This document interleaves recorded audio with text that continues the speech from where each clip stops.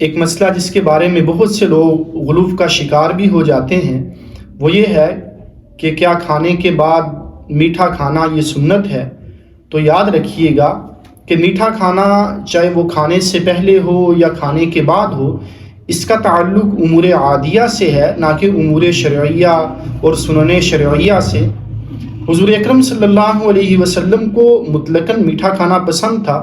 مشکوٰۃ شریف کی روایت ہے، کان رسول اللہ صلی اللہ علیہ وسلم یحب الحلواء والعسل، کہ حضور اکرم صلی اللہ علیہ وسلم میٹھی چیز اور شہد کو پسند فرمایا کرتے تھے۔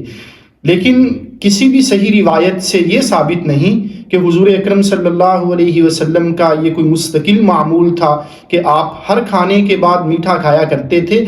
ایسی بات کسی بھی صحیح روایت سے ثابت نہیں ہے۔ ہاں، ایک موقع پہ حضرت اکراش ابن ذؤیب رضی اللہ تعالیٰ عنہ فرماتے ہیں کہ میں نے حضور اکرم صلی اللہ علیہ وسلم کے ساتھ کھانا تناول کیا تو آپ صلی اللہ علیہ وسلم نے کھانے کے بعد کھجور کھائی۔ یہ اس ایک موقع پہ آپ صلی اللہ علیہ وسلم سے کھانے کے بعد یوں میٹھا کھانا یہ آپ سے ثابت ہے، لیکن یہ کوئی مستقل سنت یا مستقل حضور کا معمول نہیں تھا کہ جس کی وجہ سے ہم اس کو سنت مؤکدہ قرار دیں۔ یا دوسرا یہ کہ بہت سے لوگ اس میں بہت زیادہ غلو کر جاتے ہیں اور بہت سے موقعوں پہ دوسروں کو تنقید کا نشانہ بنا لیتے ہیں کہ آپ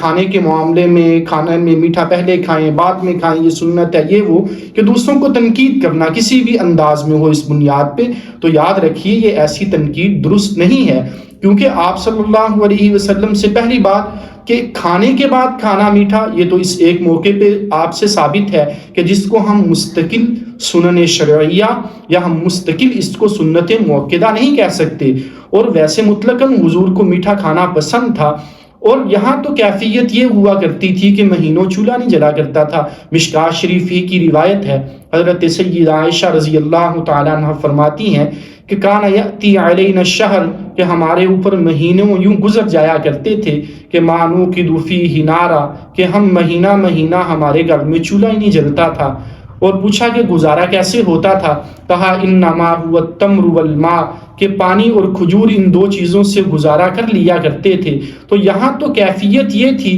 کہ جائے کہ ہم کھانے کے بعد میٹھے کو ایک مستقل سنت قرار دے دیں، لیکن یہ بھی بات یاد رکھیے گا کہ حضور اکرم صلی اللہ علیہ وسلم کا یہ جو فقر تھا یا آپ کے گھر میں یہ فاقے کی کیفیت یہ کوئی مجبوراً نہیں تھی، یہ کوئی اضطراری نہیں تھی، بلکہ آپ صلی اللہ علیہ وسلم پر جو یہ فاقے کی کیفیت تھی یہ خود حضور اکرم صلی اللہ علیہ وسلم کی اختیار کردہ تھی۔ حضور اکرم صلی اللہ علیہ وسلم سے منقول ہے، مشکوٰۃ شریف کی روایت ہے، فرمایا کہ ارید علی ربی، میرے اللہ نے مجھے یہ پیشکش کی کہ لیجعل لی بطحاء مکہ ذہبا، کہ میرے لیے مکہ کے پہاڑوں کو سونا بنا دیا جائے۔ تو میں نے اپنے رب سے عرض کی کہ نہیں یا اللہ، مجھے یہ نہیں چاہیے، میں تو یہ چاہتا ہوں کہ ایک دن بھوکا رہوں، ایک دن پیٹ بھر کے کھاؤں، اور جس دن میں بھوکا ہوں میں تیری طرف عاجزی اختیار کروں، آہوزاری کروں، اور جس دن میں پیٹ بھر کے کھاؤں تو میں آپ کی حمد کروں، آپ کی تعریف کروں،